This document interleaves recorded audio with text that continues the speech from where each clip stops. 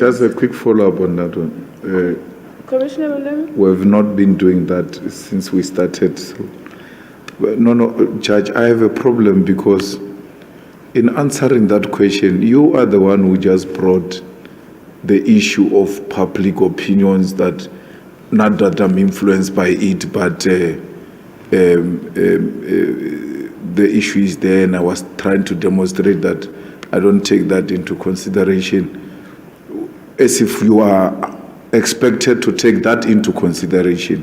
What informs that? Because clearly you are trying to tell us somehow you get influenced by public opinion, because it doesn't arise. No one has raised that matter, including the two-sided cases. You are the one who just bring them to the fore to demonstrate that there is some influence which you are not supposed to get from anywhere. You ought to act independently, fearlessly, without any influence. But through the answering you gave now, clearly you are taking these things into considerations, because no one spoke about such things. You just brought them up on your own. Yes. I don't take it into account at all. I give my judgment according to the dictates of my conscience. I raise it in the context of the question that was raised as to why I chose this particular judgment to annex as one of the judgments. And all I was seeking to do is to say it demonstrates the principles according to which I decided the matter, according to the dictate of my conscience and to the best of my ability. There are other people, maybe outside there, would call them whatever one wants, court of public opinion, whatever, that might criticize some of the adjournments that I've granted.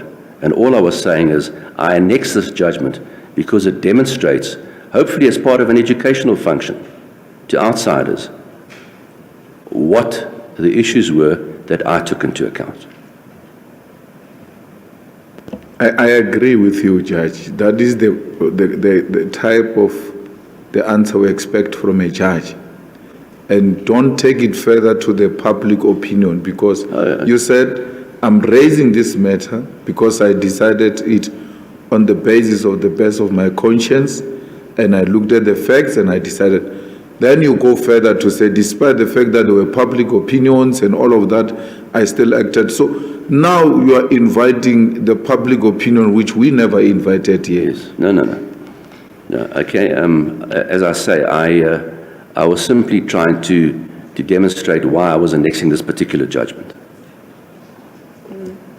In the future, we should say, well, we request that a particular female advocate be appointed, or that a female advocate be appointed together with, or a more junior advocate of whatever gender or racial group be appointed, because it affords them the opportunity to gain experience, often with a senior. But briefing patterns apart from that are really dependent on the instructing attorney. But I have, for example, an opposed motion this coming Friday in Pietermaritzburg, where I collected the heads of argument quickly on Friday, and there's a counsel signing the heads of argument, and then co-signed by, I've forgotten the name of the person or the two, but as he's appointed, quote, devil, unquote. You're familiar with the term deviling for another advocate. It's rendering assistance, doing research, and that kind of thing.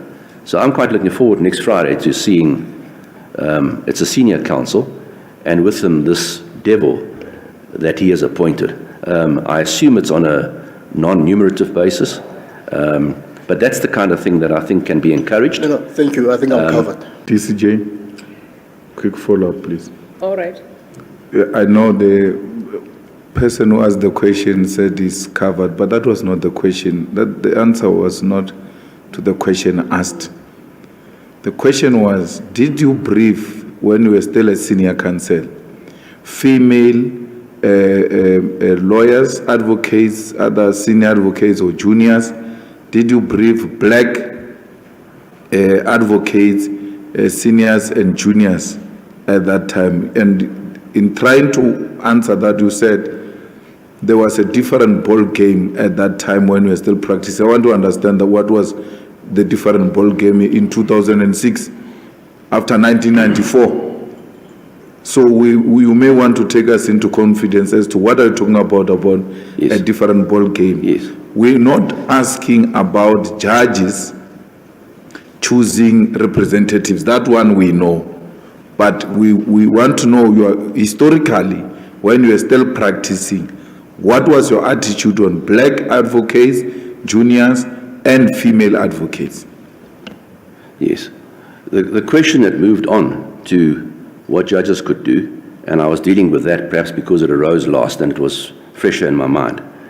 The position in 2005, 2006, around there, we didn't generally, or I certainly didn't, and it wasn't at the bar, a general practice of involving or instructing other advocates to appear with you. I think, if I cast my mind back, we might only have had